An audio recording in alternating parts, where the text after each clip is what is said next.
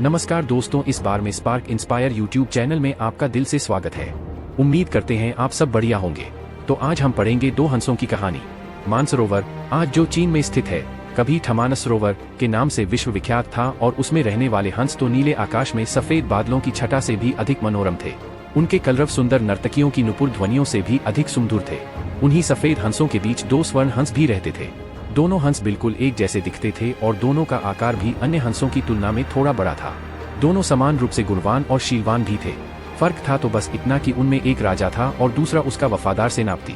राजा का नाम धृतराष्ट्र था और सेनापति का नाम सुमुख। दोनों हंसों की चर्चा देवों, नागों, यक्षों और विद्याधर ललनाओं के बीच अक्सर हुआ करती थी। कालांतर में मनुष्य योनि के लोगों को भी उनके गुण सौंदर्य का ज्ञान होने लगा। वाराणसी नरेश ने जब उनके विषय में सुना तो उसके मन में उन हंसों को पाने की प्रबल इच्छा जागृत हुई। तत्काल उसने अपने राज्य में मानस सदृश एक मनोरम सरोवर का निर्माण करवाया, जिसमें हर प्रकार के आकर्षक जलीय पौधे और विभिन्न प्रकार के कमल जैसे पद्म, उत्पल, कुमुद, पुंडरीक, सौगंधिक, तमरस और कहलर विकसित करवाए। मत्स्य और जलीय पक्षियों की सुंदर प्रजातियां भी वहां बसाई गई। साथ ही राजा ने वहां बसने वाले सभी पक्षियों की पूर्ण सुरक्षा की भी घोषणा करवाई, जिससे दूर दूर से आने वाले पंछी स्वच्छंद भाव से वहां विचरण करने लगे।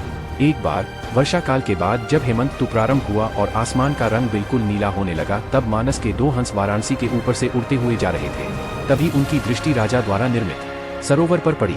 सरोवर की सुंदरता और उसमें तैरते रमणीक पक्षियों की स्वच्छंदता उन्हें सहज ही आकर्षित कर गई।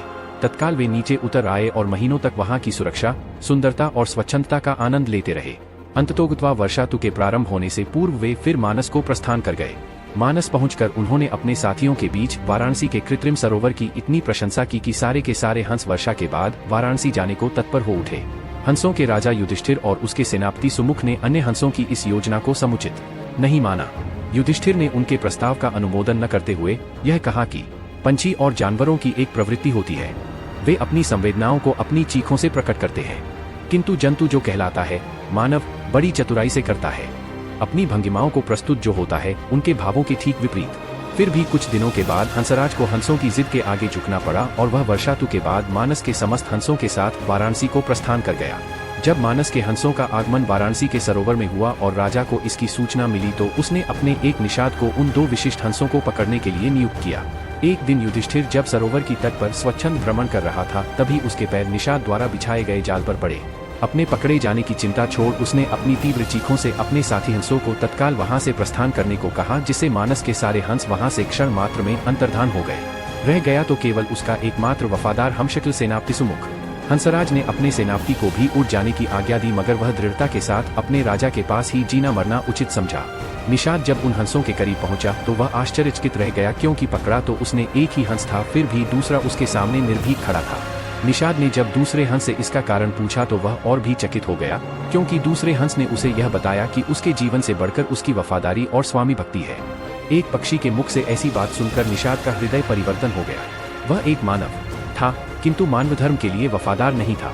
उसने हिंसा का मार्ग अपनाया था और प्राणातिपात से अपना जीवन निर्वाह करता था। शीघ्र ही उस निषाद ने अपनी जागृत मानवता के प्रभाव में आकर दोनों ही हंसों को मुक्त कर दिया। दोनों हंस कोई साधारण हंस तो थे नहीं। उन्होंने अपनी दूरदृष्टि से यह जान लिया था कि वह निषाद निस्संदेह राजा के कोप का भागी बनेगा। अगर निषाद ने उनकी जान बख्शी थी तो उन्हें भी निषाद की जान बचानी थी। तत्काल वे निषाद के कंधे पर सवार हो गए और उसे राजा के पास चलने को कहा। निषाद के कंधों पर सवार जब वे दोनों हंस राज दरबार पहुंचे तो समस्त दरबारीगण चकित हो गए। जिन हंसों को पकड़ने के लिए राजा ने इतना प्रयत्न किया था, वे स्वयं ही उसके पास आ गए थे। विस्मित राजा ने जब उनकी कहानी सुनी तो उसने तत्काल ही निषाद को राजदंड से मुक्त कर पुरस्कृत किया। उसने फिर उन ज्ञानी हंसों को आतिथ्य प्रदान किया तथा उनकी देशनाओं को राज दरबार में सादर सुनता रहा। इस प्रकार कुछ दिनों तक राजा का आतिथ्य स्वीकार कर दोनों ही हंस पुनः मानस को वापस लौट गए।